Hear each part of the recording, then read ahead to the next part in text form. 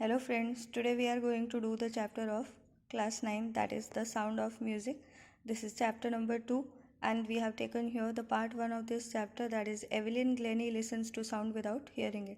जैसा कि आप सब लोगों को पता है, इस चैप्टर में एवलिन ग्लेनी के बारे में बहुत सारी चीज़ें बताई गई हैं, कैसे वो एक इंस्पिरेशन बन जाती है डिफरेंटली एबल्ड पीपल के लिए, और इवन जो कॉमन पीपल हैं उनके लिए भी कैसे वो एक इंस्पिरेशन है कि कैसे डिसेबिलिटीज़ होते हुए भी हम कुछ भी कर सकते हैं अगर we are determined, we are hard working, we are having determination to do anything. So what I have done here, I have written few points about the character sketch of Evelyn Glennie. So let's see the few points about her so that this chapter will be more clear to you, and by seeing these few points you will come to know that the chapter is covered in these few points.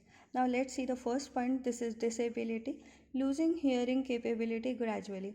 अब ऐसा नहीं है कि Evelyn Glenny जो है वो suddenly def हो जाती है, वो अपनी जो हियरिंग पावर है उसको धीरे धीरे लूज़ करती जा रही है.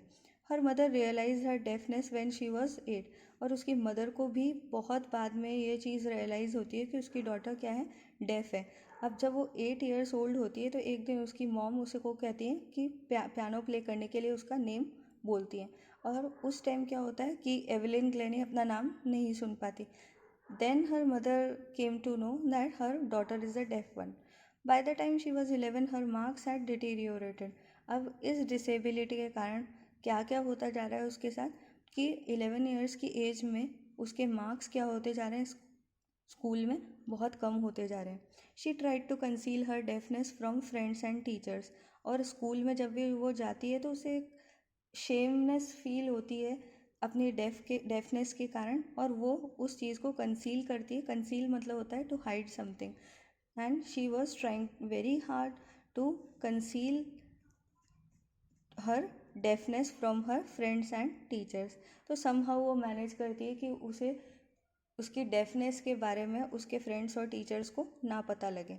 ना नेक्स्ट पॉइंट जो मैंने यहाँ लिखा है वो है स्ट्रगल्स. अब उसके स्ट्रगल्स क्या रहे कि जैसे जैसे उसकी जो डेफनेस थी वो सबको ऑब्जर्व हो रही थी तो उसको बहुत सारी प्रॉब्लम्स फेस करनी पड़ी.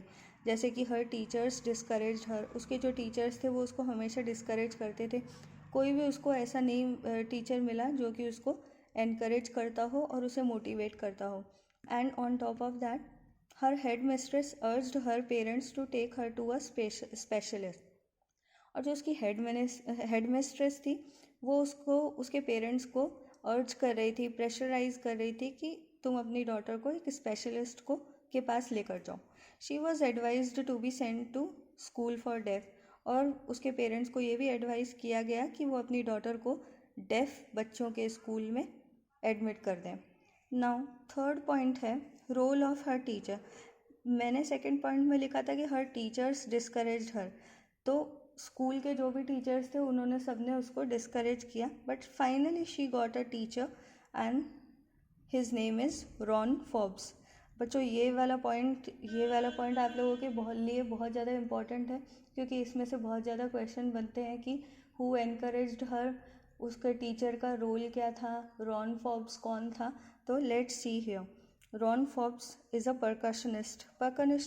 परकशनिस्ट होते हैं कि one who play drums and tables and these kind of instruments.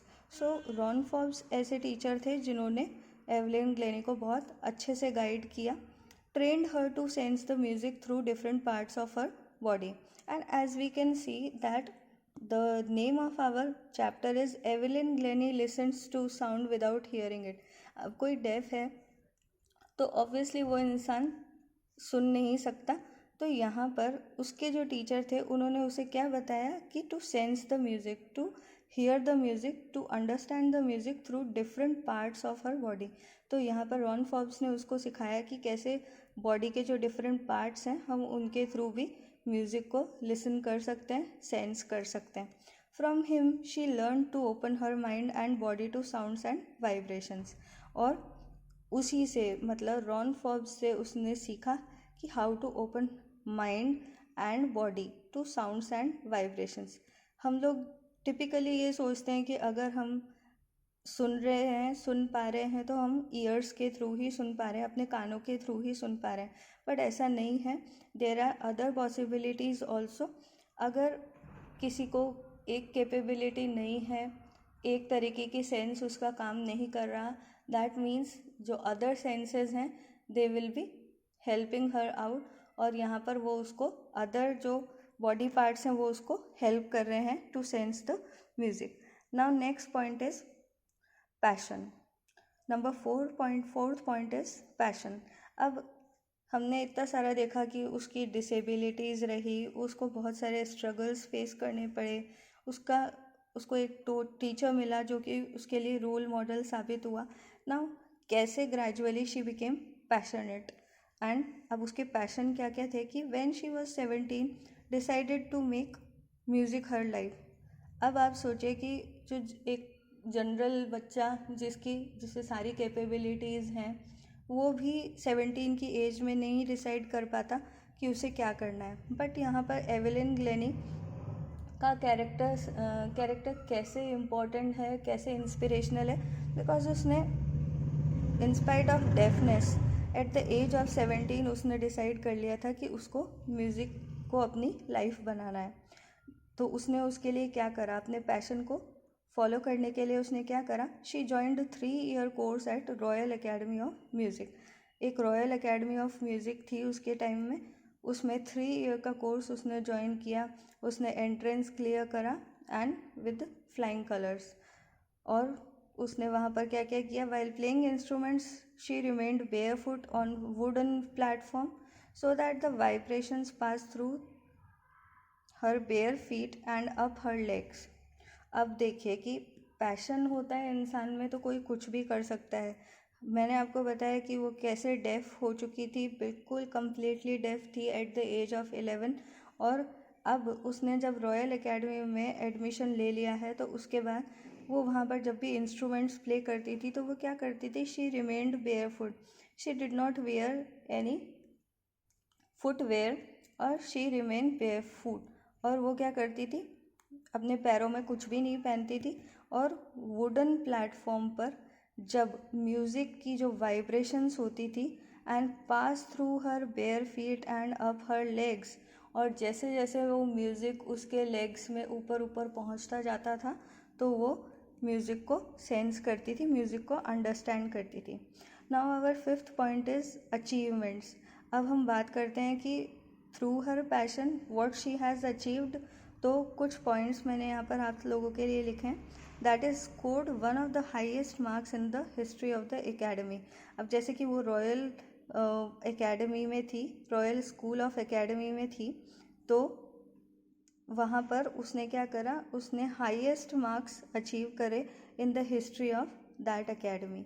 फिर है Royal Philharmonic Society's prestigious soloist of the year award. उसको मिला रॉयल फिलहार्मोनिक सोसाइटी का एक prestigious award, and that is soloist of the year award. Now soloist अगर हम कहें, soloist अगर हम कहें तो जैसे कि आपने वर्ड सुना होगा सोलो। सोलो मतलब होता है लोन, अलोन, कि किसी ने अकेले कुछ किया। तो एक तो होती है ऑर्केस्ट्रा, ऑर्केस्ट्रा में होते हैं बहुत सारे लोग, और उसमें क्या होता है आपकी एक पर्सनल या इंडिविजुअल परफॉर्मेंस किसी को नहीं दिख पाती। वेयर एज सोलोइस्ट मतलब होता है कि जो कोई लोनली, कोई अकेले कुछ प्ले कर रहा है, तो उसको रॉयल एकेडमी में क्या मिला, soloist of the year award. फिर एक और चीज़ है कि she captured the most of top awards at the royal academy, और उसने सारे रॉयल एकेडमी में जितने भी टॉप अवार्ड्स थे उसने वो सारे कैप्चर किए, अपने लाइफ में अचीव करें। ना लास्ट पॉइंट अगर हम उसके कैरेक्टर के बारे में कहें तो inspiration, how she became an inspiration for differently abled people and people in general. तो she says if you work hard and know where you are going you will get there. वो हमेशा कहती थी कि अगर तुम हार्ड वर्क कर रहे हो and know where you are going, और अगर तुम जानते हो कि तुम कहाँ जा रहे हो तो you will get there, that means you will reach to your destination and you will achieve what you want to have। Next हम कह सकते हैं कि वो इंस्पिरेशन थी लोगों के लिए। क्यों? क्योंकि फ्री कॉन्सर्ट्स करती थी इन प्रिजन्स एंड हॉस्पिटल्स। अब ऐसा नहीं है कि वो केवल अर्निंग के लिए या अपने पैशन के लिए ही काम करती थी। She use to think about people, other people also. और वो प्रिजन्स में, हॉस्पिटल्स में, जेल में, हॉस्पिटल्स में फ्री कॉन्सर्ट्स मैनेज करती थी। Inspiration for all differently abled people. और ऑब्वियसली वो खुद डेफ थी, तो वो डिफरेंटली एबल्ड पीपल के लिए तो एक इंस्पिरेशन ही थी, और वो उनके लिए भी बहुत सारे काम करती थी। Teaching young musicians was her priority. और उसकी प्रायोरिटी क्या थी? कि यंग म्यूजिशियंस को कैसे वो सिखा सके जो कि उसने अपनी लाइफ में सीखा। Okay friends, I hope this chapter will be clear to you now. और इन फ्यू पॉइंट्स, जो मैंने 6 पॉइंट्स आपके लिए यहाँ पर लिखे हैं, उनसे आपको ये चैप्टर अच्छे से क्लियर हो गया होगा। अब इस चैप्टर के बारे में अगर आपसे कोई भी क्वेश्चन पूछा जाता है, who was Evelyn Glennie, what was her struggles, what did she do, and what is the role of her teacher, how she became an inspiration for others, तो कोई सा भी क्वेश्चन आपके लिए आएगा तो आप इस वीडियो को देखकर इस चैप्टर को अपने लिए प्रिपेयर कर सकते हैं एग्ज़ाम के लिए।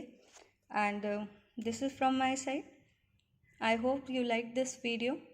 अगर इसी टाइप के वीडियोस आपको देखने हैं तो मेरे चैनल को सब्सक्राइब करें, और कमेंट बॉक्स में मुझे बताएं कि आपको और कौन से चैप्टर्स पर वीडियो देखने हैं, तो मैं उन्हीं चैप्टर्स को अपने वीडियोस में इन्वॉल्व करूँगी।